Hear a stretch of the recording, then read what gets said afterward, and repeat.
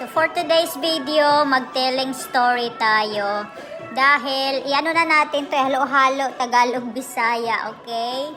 Dahil po yung asawa ko po, ayun, binunot na naman ang aking halamang sili.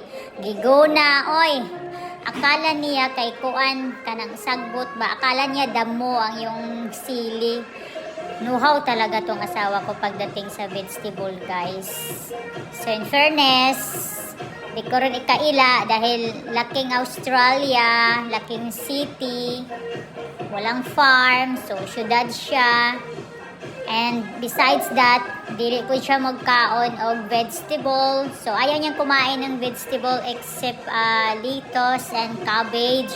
So wala talagang kaalam-alam to sa vegetable. Kaya hayon, lahat ng gulay kong pananim dito sa paligid ng bahay, binunot ba naman? Akala niya damo, may kamatis, may bagyo beans, may kamuti tops, kangkong, sili, basta kung ano-ano lang yung itanong ko dito sa paligid ng bahay. Diyos ko po, hurot, oy!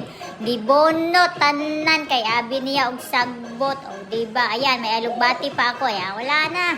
Binunot din yung iba niyan. So, kayang ginawa ko, inutusan kong itanim ulit. Pero wala na, oy, angol-angol na.